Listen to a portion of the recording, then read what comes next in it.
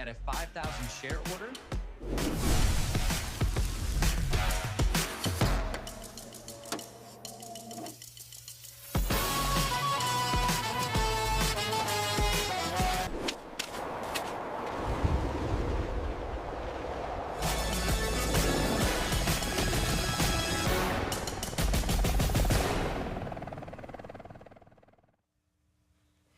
Hey everyone, I am Stephanie Wong, Global Lead here for Developer Programs at Google Cloud. And Greg and I will be your hosts every single week. Welcome to the premiere of Google Cloud Live. It's our brand new weekly series where we chat with expert guests about all things Google Cloud, from the latest product launches to technical deep dives. Hey, and I'm Greg Baugues. I lead Developer Community Programs at Google Cloud. I am so excited to kick this off. The goal of the show is to get hands-on and help you build with these new AI tools, and most importantly, to hang out with all of you. We are live, and we want this to be a conversation, so please say hi in the chat, let us know where you're tuning in from, and get your questions ready. Yes, and we already have so many of you coming in on the chat here. We have YouTube. Hi, everyone. I see people joining from Nigeria, Brazil, Cameroon, San Diego. I mean, literally all over the globe. And then LinkedIn. Thank you so much for joining. I see people here on Twitch. So once again, thanks for joining the live stream. Again, we're going to be here every single week breaking down complex topics. And today for episode 1, we're starting with something that I know everyone is asking about right now. Of course, generative AI, but specifically for the command line. That's right. We're going to be building with Gemini CLI, and you don't need to be a developer to harness the power of Gemini CLI. Our hope is that anyone can get started after today's episode. We're going to look at how to get set up, how to install, and how to get started working with Gemini CLI.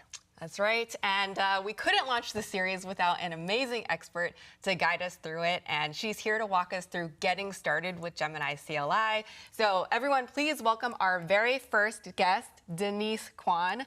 Hey, Denise. Hi, I am Denise Kwan. I am a Senior Developer Relations Engineer at Google, and I am super excited to talk to you about having, Gemini CLI, how you get it installed, and all the little tips and tricks so that you all can get started. We're so excited to learn these tips and tricks. You've been here since day 1 of Gemini CLI, right? So what's that been like? Oh, it's been a crazy roller coaster with, the launch and just everybody being super excited about it and just wanting to go and use these tools and just watching Gemini CLI grow as it's been coming along. And so, it's been less than a year of everything, and I think that everybody needs to come on board and see the awesome tools that they can do. Yeah, and Greg, you joined and you just kind of got straight into Gemini CLI too. What are your first impressions of it? It feels so powerful. It's a way as a developer to harness the power of these amazing models in the environment that I'm used to working in, right? And so what I love is there's so many different options for people to use the models, and Gemini CLI, using it directly from the terminal, just feels like such a powerful, direct way to build with these tools. Yeah, and I feel like using it in the terminal is the superpower that I think more people can actually learn the power of. So today you're going to show everyone how they can really see the value of using models in the terminal directly. Yeah. And so, the terminal, a lot of people get scared of it because they think that terminals are just for developers. But, if you really think about it, it's installed on every single laptop, and it's there for you already. But people sort of see terminals, oh, I better not touch it, or else I'm going to screw something up. And what's nice about it is you don't have to really worry too much about it. Especially nowadays, you're not going to screw something up unless you really, really went down some rabbit hole. But with Gemini CLI, there's a lot of stuff that prevents you from really screwing up your computer. Yeah, and we'll see a lot of those controls today. But I have a very serious question to start with, Denise. What is your terminal setup like? Are you dark mode, light mode? What are your terminal preferences? I probably, a lot of devs are probably like, what the heck? But most devs like to be in dark mode. But maybe it's just my eyes or something, but I keep my computer on light mode, but my VS Code, my terminal, I changed all the backgrounds to be dark, and I like that aspect of it. But when I'm looking at the Finder and all my files, I don't want to be having to squint and be like, which file am I looking at? So not a dark mode person for certain things, but a dark mode person for coding, and I guess when I get into the zone for development. Nice. Yeah, I feel like we're going to get a lot of strong opinions in the chat about what Yeah, I people think want. so too. And, you know, maybe for folks who aren't familiar, could you talk about CLI? What does that mean? And how does that differ from using Gemini elsewhere? Yeah, so CLI is command line interface, and it is for, at least from a dev perspective, a lightweight way of being able to communicate directly with your computer and the OS. And there isn't, from a productivity and a speed perspective, that is closer than if you were to do something on Gemini.google.com, because then there's an application that, a heavier application that's built on it, and just, you know, you got to go in your browser and a lot more layers that you're going through. And so for a lot of developers, we tend to like to use a terminal because then it can get things done quicker. And some people will like it where, okay, I go and open up my Finder and click all of the files, but if you're dealing with multi-file, that's a lot of clicks, that's a lot of like right clicks or opens, and so sometimes it's just easier to type in a command. And for actually using the terminal itself, not the tool, sometimes it takes people a little bit longer to like remember how to do it, but that's, I feel like, for everything, right? Even when your phone changes to OS and you're just like, oh wait, why does this look different? You have to get used to it, and once you get used to it, it's really not as scary as people think it is. Yeah, and you're going to show us that today, Yeah, right? I Just am. like how easy it can be. How can people get started with setting it up? So we can definitely go in and I can show people how to get it installed from the beginning. I am using a Mac, and I know people are using other operating systems, and we will probably maybe try to go in and create videos for those operating systems. But for everybody to know, I am on a Mac. And the first thing is that the best place to go for everybody is GeminiCLI.com, which you can see here on my screen right now. And the install that is the most preferred way is using NPM, and that is right here on the screen.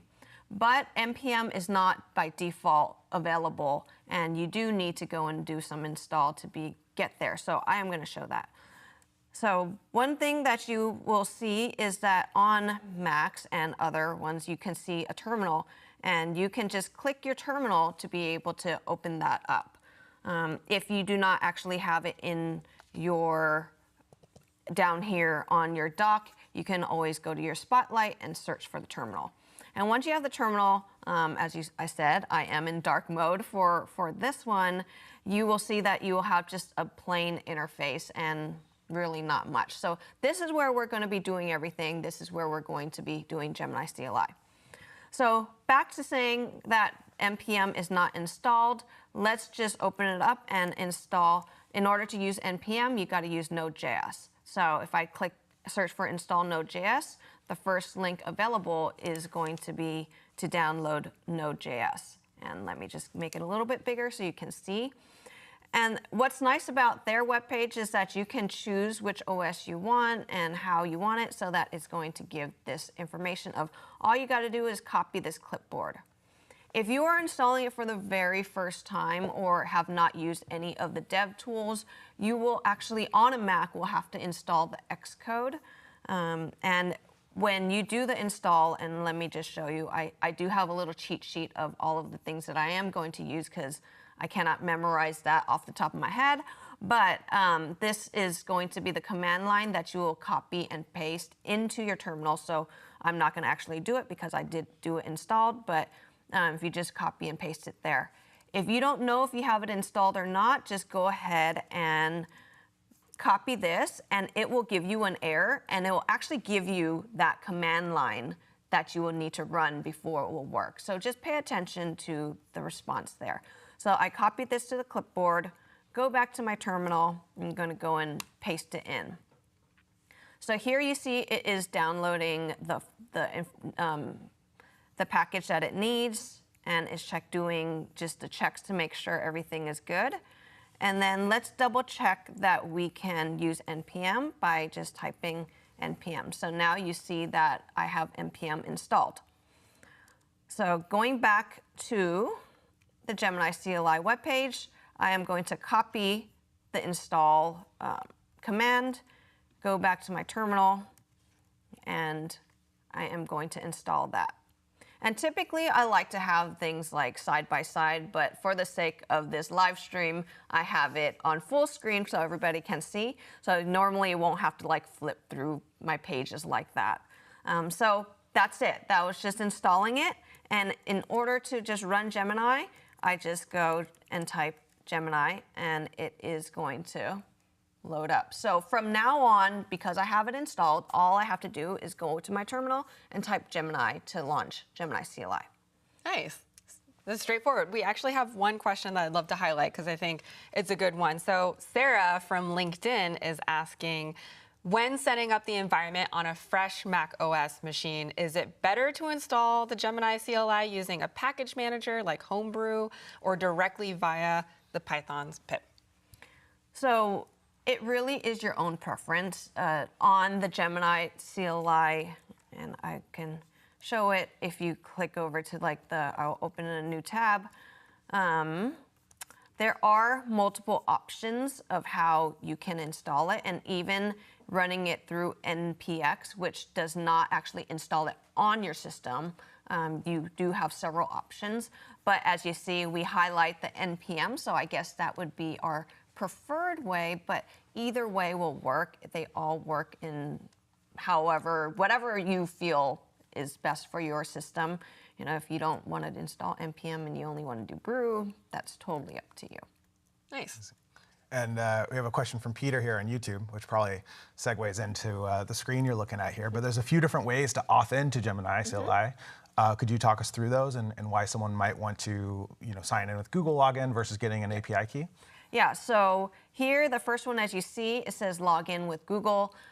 Gemini CLI does have a free tier, and so in your regular Gmail account, you can just log in with Google. If you select that, that is going to give you that OAuth to pop up and say, can you log in with your Google account?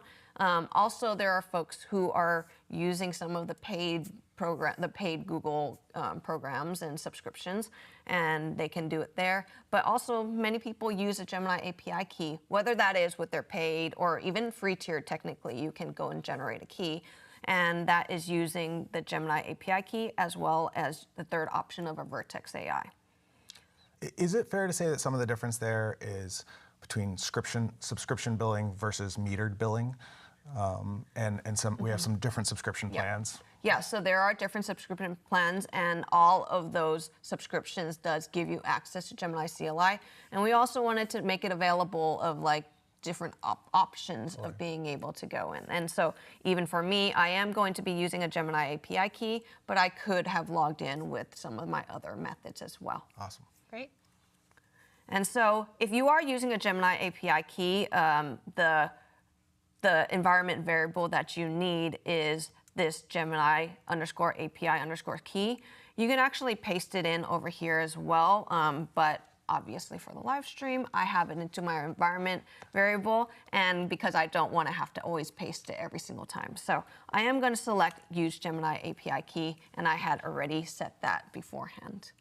Great. With regards to the Gemini API key, we do have a question here on LinkedIn from Marcus. He's asking, to ensure my scripts remain secure and portable, what is the exact name of the environment variable that I have to export in my shell profile to store the Gemini API key? Yeah, that was the Gemini. So I'll just type it here just to make it clear. Key. So this is the environment variable that you would store it, and you would put it either in your bash RC, or even if you didn't want to put it all the way to your bash RC and you want it to be project based, you can always have a .env file in your project and store this into your in that file. And I see a question from Keith here on LinkedIn. Am I going to have to do this every time I start Gemini CLI, or just the first time? For the environment variable? Yeah, or? the auth and everything. Oh, so once you choose an auth, that will stick. If you want to change an auth, and that's a great question, you can actually do /auth, and it will give you the authentication back, and you can choose a different one if you wanted to. But in terms of if you are using the login or the key, if you put your key into an environment variable, then yes, it'll always pick that up. If you don't, and I think it will store it into a global one. But for the login with Google, you will not have to actually click it every single time. Unless you go in and change it, then obviously you need to go in and do it again. I have a question. Can you have 2 sessions at the same time with different auth options that you're using? Not at the moment. You cannot. So you can have multiple sessions, but not 2 different auths at the same time. Okay, yeah. All right. Amazing. So everything we've done so far is getting set up. This is all sort of like what you got to do the first time before you use it. From here on out, someone could come in and type Gemini and get going. Now that they've got it set up, Yeah. what can you do? You can do lots of stuff. But let's go in and just kind of look at, and I am just going to remove the top part. So I'm just going to go /clear. /clear kind of cleans up your screen and makes it easier to read. Clear kind of cleans up your screen and makes it easier to read, so you can get rid of all the other stuff going on. And just looking at this screen, you can see what model you are using over here on the right. And if you wanted to change your model, you can do a /model and choose. So let's say that you actually don't want to be on Gemini 3, you want to do Gemini 2.5, and you can choose that. Or you can manually select a model and say, I only want to use this model. It is nice to use one of the autos because the auto automatically decides based on your prompt which model to use. So let's say that you are doing something that is just a basic question. It is going to choose to use a Flash version to save your tokens. And so that is nice because then you don't have to burn out all of the tokens on a pro one when you are just doing a basic question. Then it also tells you what project you are in over here. We do have a lot of settings, and you can choose the different settings depending on what you like. You could change the theme of it, whether or not you want the footer, lots of things that you can do. And then I think that, let's see, what else is, like I said, there's the clear one that is very handy. And if you typed in, I typed a prompt, and I don't want this prompt anymore, rather than clicking the delete button, you can click escape twice and then it'll disappear. Ah, love that. Also, I feel like this is key to point out. Like, a lot of people, I think, understand that you have to type terminal commands in order to interact with the terminal. I think the key difference here is that you can use natural language now to interact, but there's also these out-of-the-box functionalities like init or auth or things that you can just get started quickly. Yeah, and that's a good point. Like, now that we're in Gemini CLI, you're not doing this whole command line terminal kind of thing. We are using natural language. And what's nice about Gemini CLI, because it is in the terminal, you can do a lot of that stuff that you would do in the terminal using natural language, because it's smart enough to be able to call a lot of these tools with itself, but you don't actually have to memorize the syntax to do that. Right, exactly. So now that we have that all installed, let's do a little example. I think I always say, I think we had mentioned it earlier, this is not just for development. Gemini CLI can be used for anybody. And so let's do an example going back to my cheat sheet. The first prompt that I'm going to be pasting in, you know, a lot of people use gemini.google.com. They kind of see it like a chat interface. Gemini CLI is also a chat interface. It might not have the same look and feel to it, but it has that same ability. So the prompt that I'm going to do is that we are planning a birthday party, and we want to figure out what we want to get for our friend. And what I want it to do is to find the highest rated or the most popular one of a noise-canceling headphones, a botanical themed building block set, and an instant film camera. And then once you identify that, go and search for the prices and do the comparison for me. So I am going to copy my prompt and paste it into here.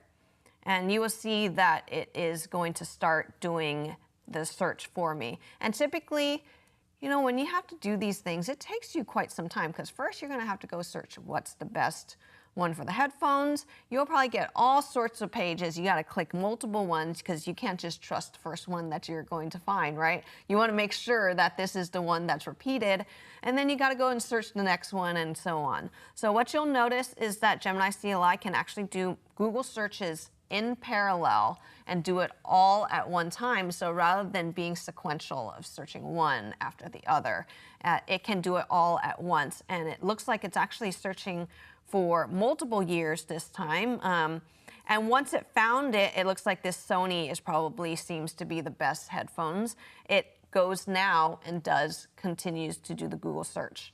So this definitely saves you time. And although we are watching it on the screen, you can go get a cup of coffee, or you can go and switch to another screen and start doing your other things that you need to do. So you can run a lot of these things in the background, which makes it nice because now rather than sitting there on your screen and doing all of this, you're saving your time. And this might be just a fun little example that we're using, but think about it from a job role perspective. If we are trying to do some marketing, we want to do some marketing research, we can have it do that searching for us. We want to know what's the current technology that's the thing right now. And because I know a lot of people think about, oh, the data that's trained, that's all it knows, but because we do have access to Google search, it can look for the latest and greatest. Yeah, well, first of all, I want to be this friend. Headphones and instant film. No, but this is awesome. I feel like the parallelism is key, and I guess you could do this in a Gemini chat, but the important thing here is that you can add a lot of different actions at the same time, walk away, and we're about to see like even more capabilities you can do with Gemini CLI. Yeah, so one of the things with chat, and I know that at least for Gemini.google.com, you can click the buttons of like copy and everything. But here, because it is in a terminal and on your laptop, then you can actually save things to your file system. So right now, I see this comparison. It's saying that the Sony was the best headphones and some bouquet of roses and this instant mini. And so you're like, great. And then, but let's just actually save this for later because I'm too busy doing something else, right? So I can say, save this report to a markdown file. And so it can actually save it to my file system. So that's one of the things that's nice because definitely when you're on Gemini.google.com, you cannot do that and save it directly to your system. One thing that I had mentioned earlier is that it's not going to just go in and do whatever you want unless you gave it permission to. But here, if you notice, it's actually asking me if it has permission to write this to my file system. And I can allow it and saying, for this one particular time, go ahead. Or the next option is, for this whole session that I'm doing right now, go ahead. Or I can actually modify this file on my external editor if I have that set up. Or I say, no, I don't want you to do what you did, and you can say no. But for the time being, I am going to allow this for the session. So basically, this whole session, I'm going to say, you can write to my file system.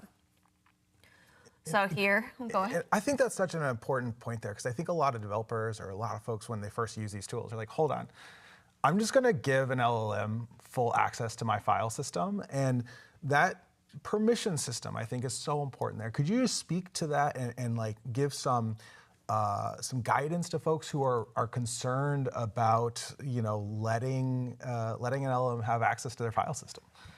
Yeah, I think that for me, I mean, we do have something called YOLO mode, and as the name says, you are giving it full permissions. And some people are brave and like to go do that.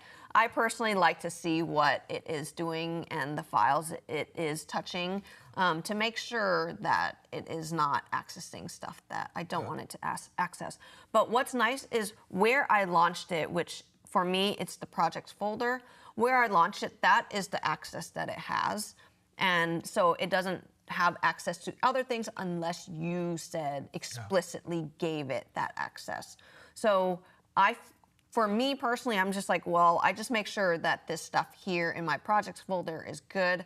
We do also have checkpointing so that you can have a checkpoint and always go roll back to it, which will give you a little bit more security of at least peace of mind that I can roll back.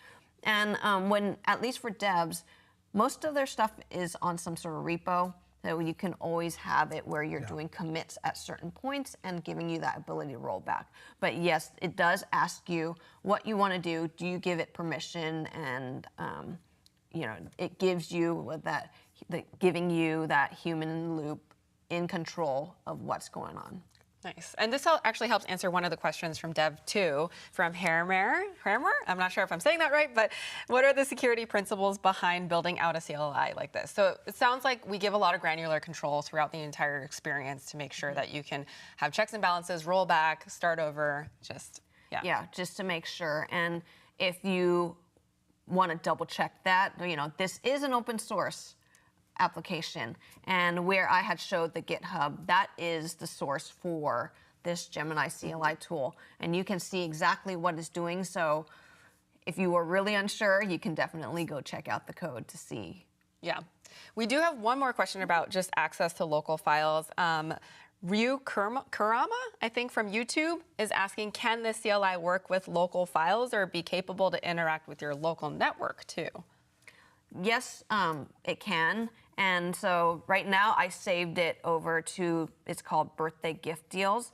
And if I open up my Visual Studio, you see that I was working under this projects folder, and you can see that it saved that file to here.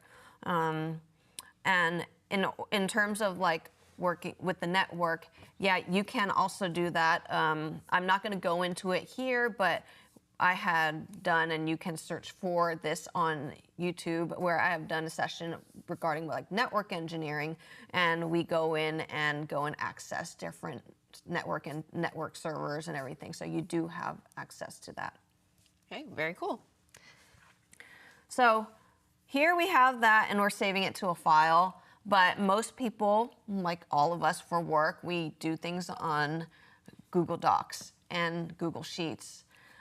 By default, Gemini CLI does not have access to that. We never gave it any permissions or anything. But what's nice about a lot of these agentic tools, depending on which one, you can actually connect them and extend their capabilities and connect them with MCPs and extensions.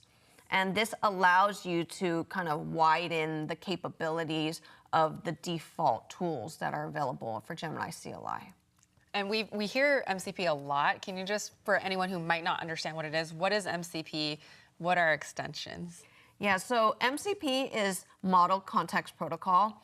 This is basically a spec that was kind of coined, I think, by Anthropic. And so basically for all of these AI agents, AI tools that want to open the ability to connect to external tools, whether that is a database, other services, things on the cloud, even your local file system, the ability for them to communicate with these other tools. And all these tools, whether it's REST API or just, CRUD operations, they all are different. But so the question is always, how can this AI agent know how to communicate with it? Back then, we would just go and create an integration to every single one. So every AI tool would have to go do this integration. Well, with MCP, it makes it more universal so that this one MCP tool, hopefully created by the actual service itself, can be plugged in to multiple AI agents and tools.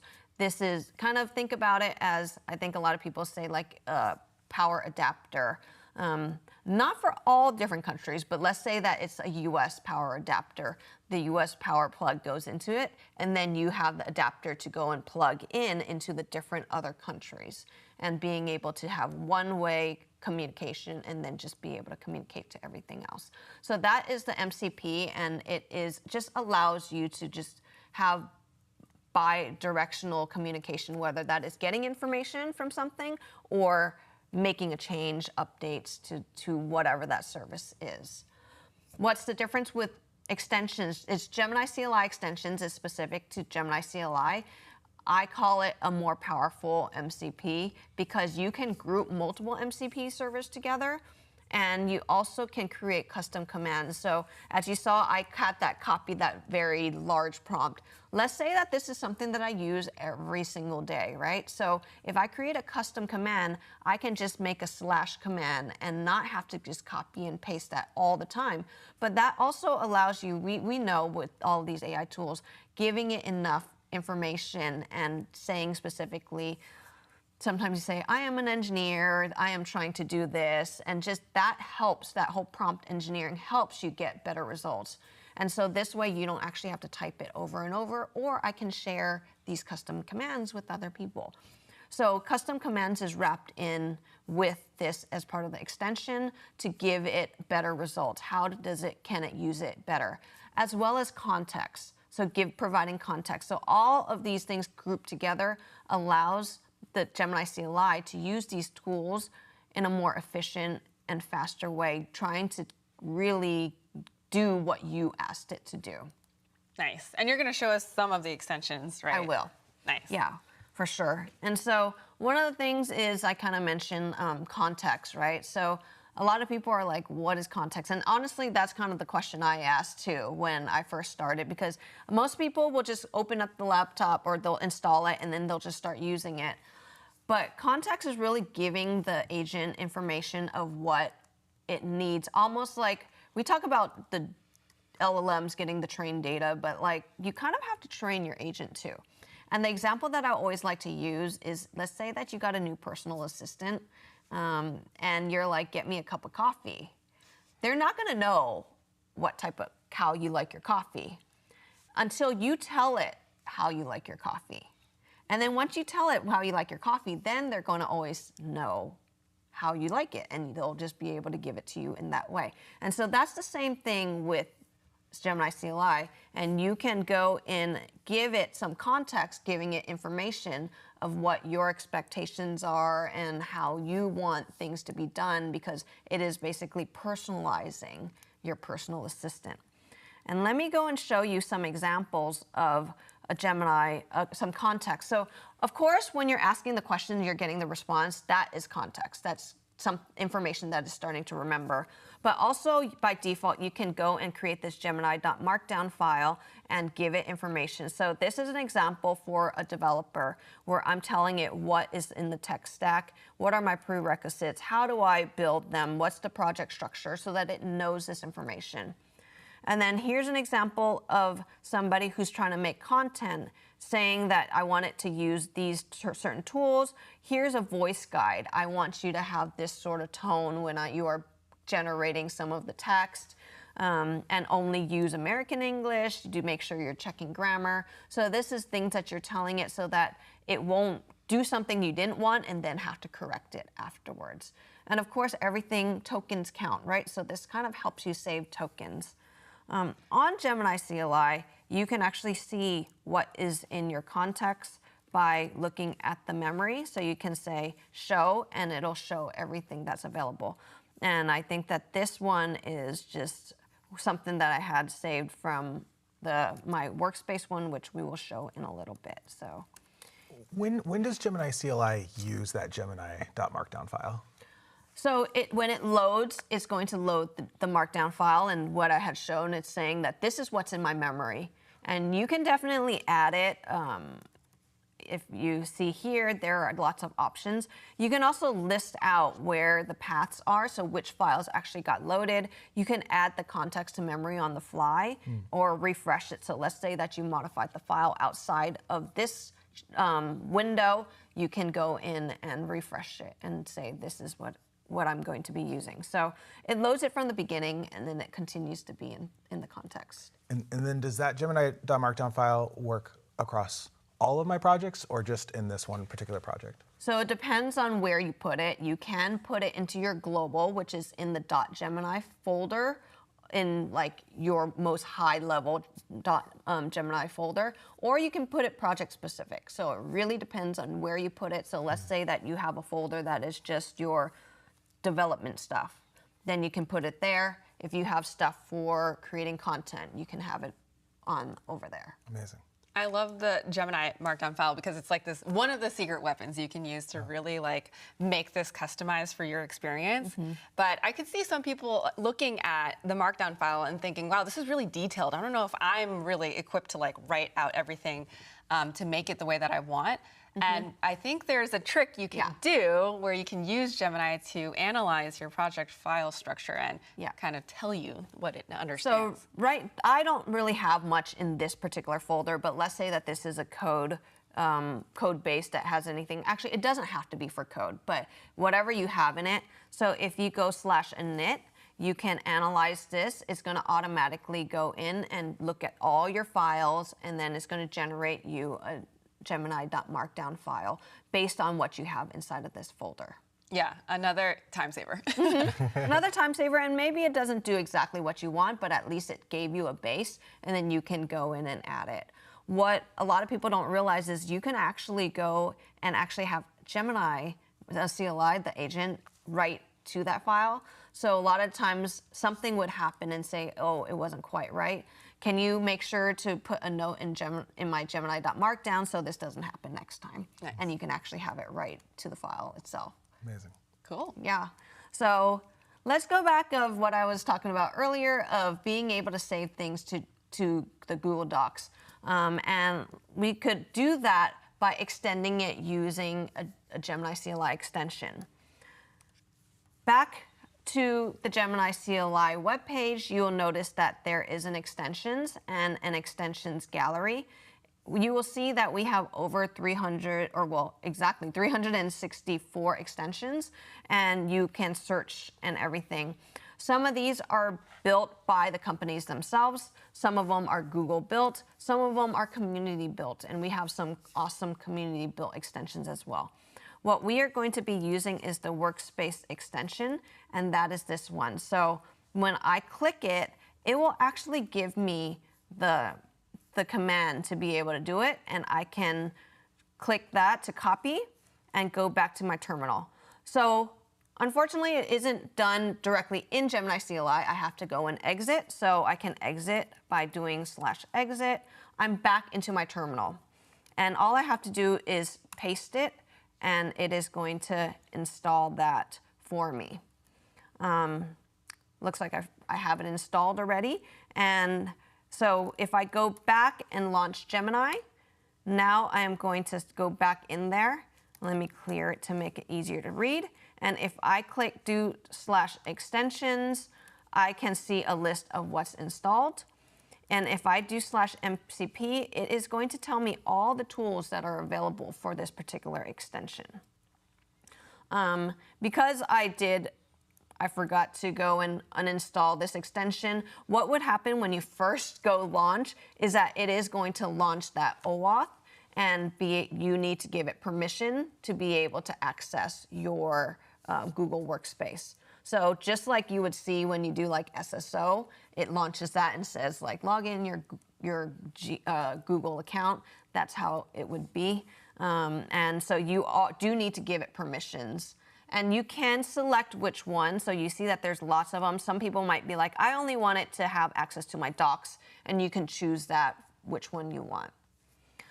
So here, if I said, you notice that now that whole report that I had done earlier is now gone. But what's nice is we do have a /resume, and you can choose all of the different chat histories that you've had, and I can click and say I want it to resume it. So remember we had last talked about, what were we talking? Oh, context. That was context, and here you can see that now I resumed my whole history, and I can start from where I was. Nice. So let's say the birthday report in a nicely formatted Google Doc. And so if I already had the extension installed, which I guess I accidentally did, I could have just directly said to save it into the Google Doc. We didn't have to show it on the screen and show it into the Markdown and go through all of that process. So it goes, and I'm saying, remember, we said that it always is asking me, do I want to give it permissions? I'm going to give it permissions to do all the server tools in this particular session.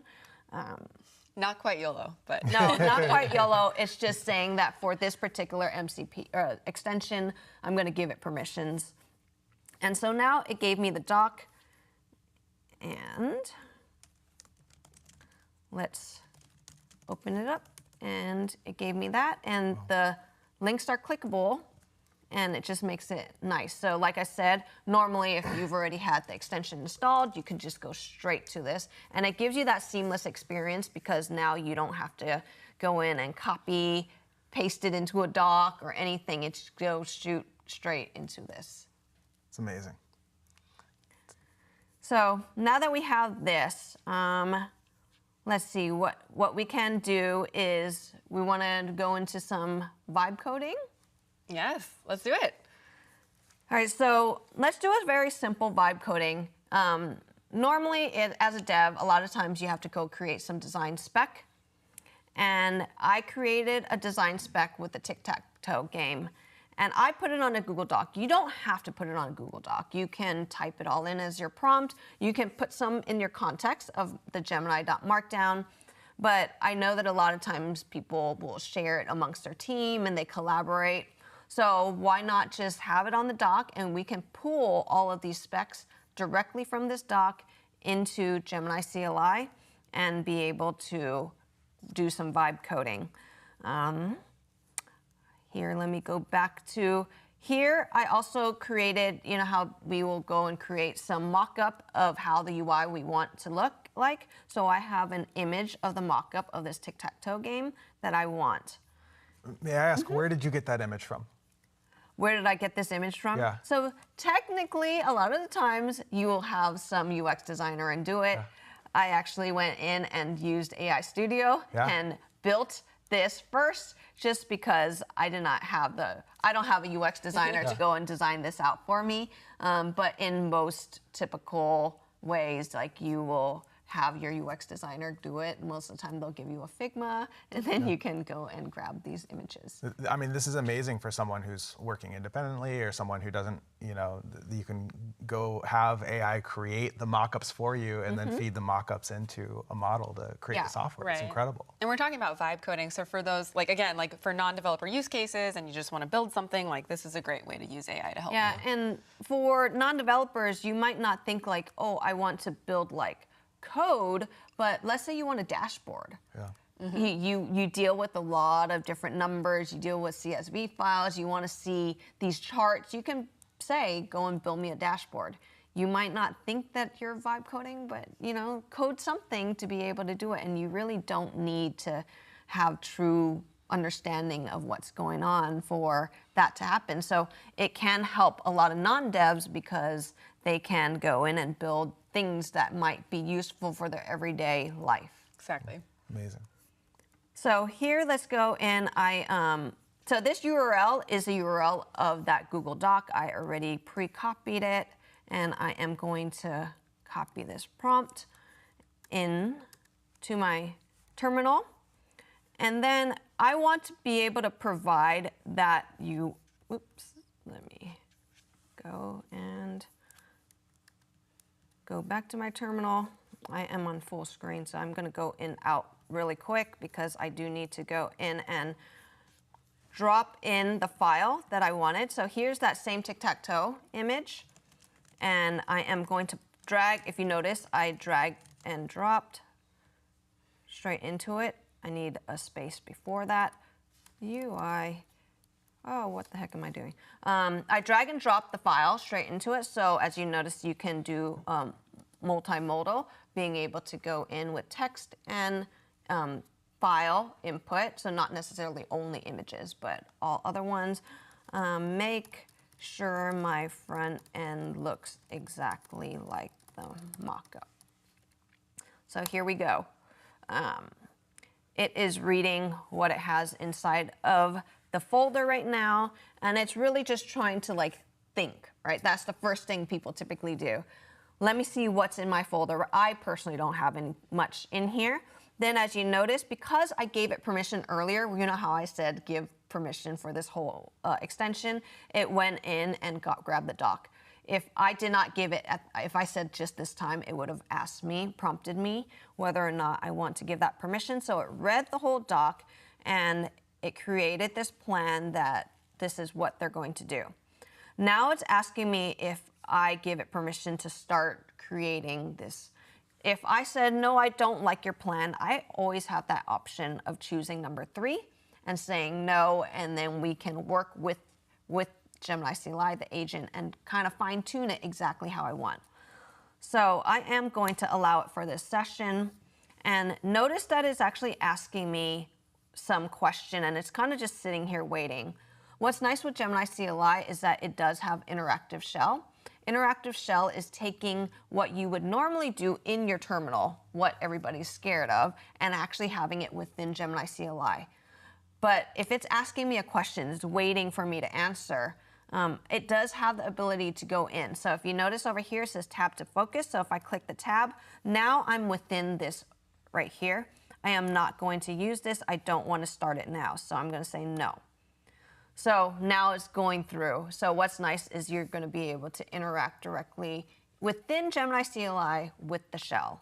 And you can go in and out of it just by pushing tab. Nice. So you don't have to exit fully from Gemini CLI to be able to do this. Yeah, and for this particular situation, it actually tried to do it for me and it prompted, but I do have the ability to do it myself. When you're in the prompt, if you click exclamation point, you can type in whichever one you want, like whatever shell command you want. So I'm going to allow it. It is reading, I was reading my birthday list. I wonder if it's going to use that as a context and somehow we're going to see some birthday information on it. So it's going through and you kind of notice like all the steps that it's doing. You know, I'm not doing a single line of code right now. It's just going through and understanding what it's doing. It's apparently verifying some installation. And again, we can just let this go if we wanted to, although we do have some prompting, and so that's why some people do choose saying, for now, I'm going to go in and let it do everything at once. That's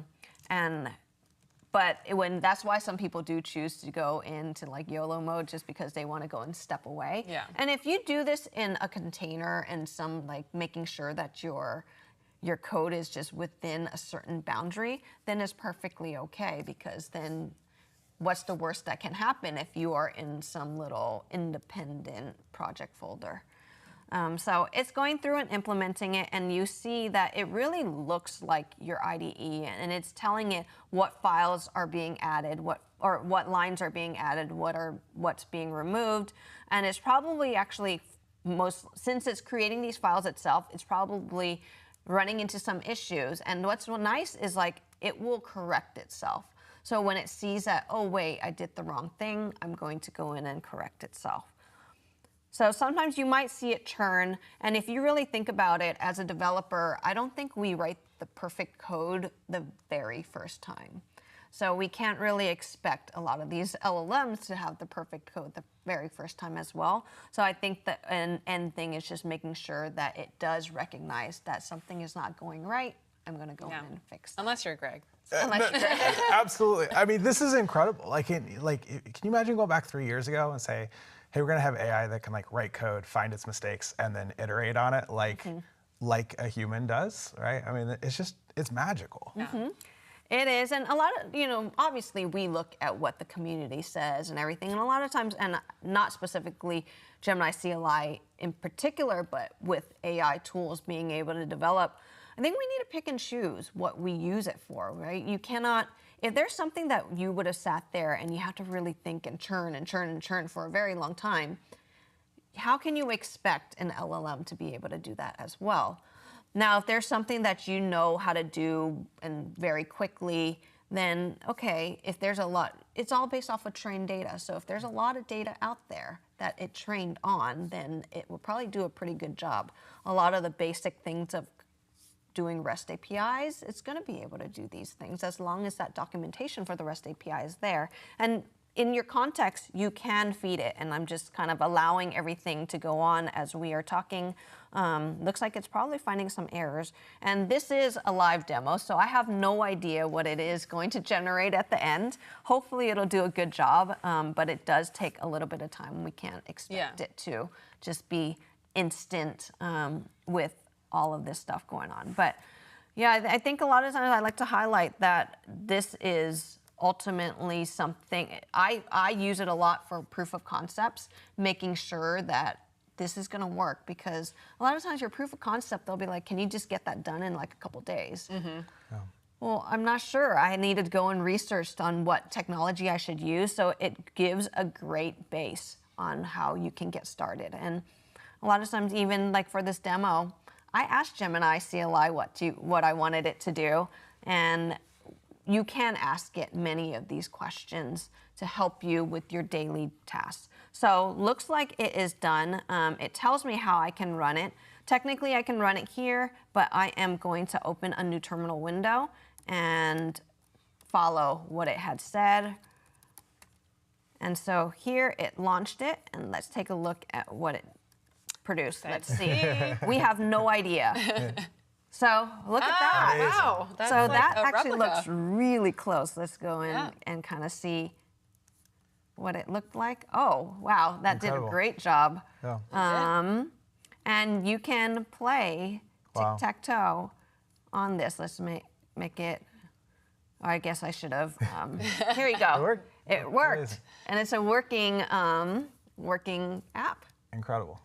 That's awesome. And it was pretty quick. I mean, you did have to interact with it at certain points throughout the process, but for the most part, if you chose to walk away, you could grab a cup of coffee, be able to come back and see that prototype right away. Yeah, or you can always have it where it's like in the background while you're doing other things. And I think a lot of these tools is, the way that I look at a lot of these tools is, how can I make my daily tasks faster, so that I can do all the other things? You know, we all have way too much stuff to do. Our list is always long, no matter what type of role you have. And so if I can have it summarize information, I know that when we've talked about summarizing, since it's we have the workspace extension, summarize all of my chats, summarize my calendar, tell me when I am free, all of that stuff.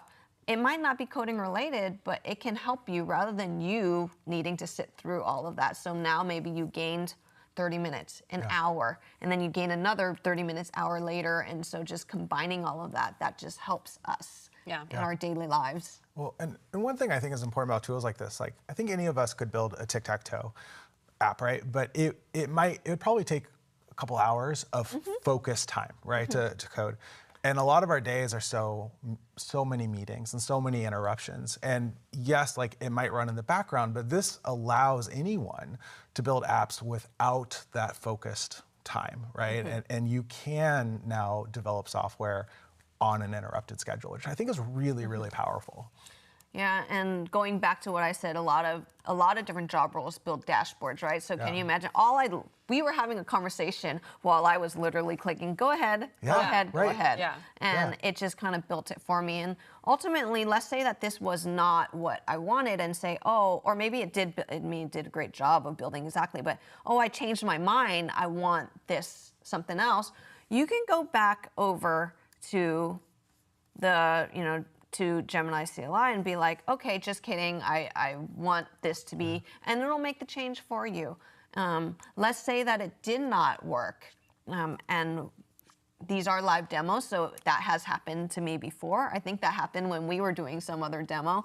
And what's nice is I can say, hey, it did not start up, and ask Gemini CLI, can you debug this for me? That is usually the most frustrating part, where you try to load up your web app and it's just like not found. Right. And it's able to go and debug it for you, put in debug statements, and actually help you go back and get it fixed. So even though it might not be the first time around, we got lucky, and it did actually work. Actually, I wouldn't say lucky. I think that sometimes there are scenarios where it won't spit out the right code or the right thing, but you can go back and it can help you fix this problem. Yeah, and speaking of debugging, Ofri from Dev2 has a question kind of related to the context window in the process of debugging. He asks, how does Gemini CLI handle context window management for longer debugging sessions? And specifically, is there a way to pin certain files or project context so it doesn't lose the track mid-session when you're deep in this multi-file issue? Yeah, as it's going along, we do say that there's a 1 million token context window, and let's say that it's starting to like churn. So when you are in a long session, you are losing context, right? Because every single time you're adding, and then the brain's going to be full. We do have an option of doing a compress. So basically, it will summarize everything that it has already done. All of the context, it will just summarize it to make it shorter. But also, if you want something in particular files, you definitely can put it into your Gemini.markdown file after the fact. And I had showed earlier that you can go in and refresh it. So if you went in and actually typed it in yourself, or you can actually tell Gemini CLI, add this to my memory, and be able to do that. And you can add references to particular files there. Okay, nice. So there's a couple of things that you can do to help manage the context. Yeah. Okay, awesome. Do you ever use Gemini CLI to teach you about coding concepts? I do. When I first joined Google, there was lots to learn, and I'm sure you're in that same process. I'm still in that process. And yeah, we have a lot of code labs. We have a lot of tools to be able to teach it, but sometimes if you need to find the right ones, and sometimes it doesn't feel like a full flow because we want it personalized, right? Like, it's great that I have this little bit piece, this little bit piece, but sometimes you don't have that connection between the two. So I do actually use all the time of, teach me about this. I want to know about a certain thing. I am working on a demo actually for Google Next. And I needed to create a proof of concept. And I said, this is my idea that I'm trying to do. Can you tell me whether or not this is possible? And of course, this is a Gemini CLI demo that I'm working on. So it feels a little meta and like weird, but I actually have Gemini CLI tell me a lot of these things because I don't, we can go and build the whole proof of concept only to find out that it doesn't work. Now, you spent all of that time. So let me go and ask it to see and doing all that. And it gave me step-by-step instructions on how to connect to the device that I was working on. I never even had to go in and open up the manual for that or the doc for that. It just told me exactly, and I followed it, and it just kind of all worked and helped me build the code and everything. So I do definitely use it to learn. I learned GCP using Gemini CLI because I'm like, what's the command to be able to go and deploy to Cloud Run? Yeah. You don't remember these things, and if you have the G-Cloud CLI installed on your system, it can automatically run it for you. And you don't even have to worry about it. So with natural language, deploy this to Cloud Run. Yeah. Oh my gosh, yeah. I'm like thinking back to when I first started in like 2017. I'm like, I wish I had this. Yeah. It's amazing. And also, you can apply it while you're building the demo in the environment that you're building in, versus like going from chat, copying, applying it. So it's just in your workflow, which is awesome. We have limited time. One thing I want to highlight, Greg, you've had some really cool use cases with Gemini CLI for daily productivity. Do you want to just touch on that real quick? Yeah, sure. So I recently joined Google Cloud. I have this theory that most folks who are doing like knowledge work, we come across more information than our brain was designed to handle between chats, docs, emails, and it could be overwhelming. Meeting notes right now, we have Gemini running, taking notes in all the meetings we are. You get those transcripts, and so I found Gemini CLI plus the Workspace extension to be so helpful in just processing through all that information. So I have a custom command set up called like morning briefing, and it just says, hey, go look at everything I did yesterday. All of my meetings, pull up all the meeting notes, look at all the emails. Did I say anything in any of the meetings that I promised someone I would do something and I haven't yet? Look at all the pings, all the chats. Just remind me what was happening yesterday. And then now go look at my calendar for today. Are there any conflicts I need to resolve? Is there any prep I need to do? Is there anything on like my to-do list, which it manages for me in a plain text file that is coming up today? And it's just so helpful. We talk a lot about these things in context. Like, humans have limited context too, and it's really helpful for me to load into my personal context what I need to do today to remind me and to like just go through all this information that we're encountering each day to help just make sure that I'm working on the highest priority thing. I love it, and I've adopted the same workflow you have. So, okay, we got to wrap up. So, Denise, how can people get started? Can they get started for free? Yeah, so as I mentioned earlier, there is a free tier for Gemini CLI. And I know a lot of people always get worried, are they stealing my data, all of that stuff. Take a look at the terms of service and you can read it for yourself, because even though I will say that for whatever I want to say, if it's safe, it's not, nobody's going to believe it. So read it for yourself and then you will know for sure and see if you are comfortable with the terms of service. Obviously, there's also a paid tier if you to get more tokens.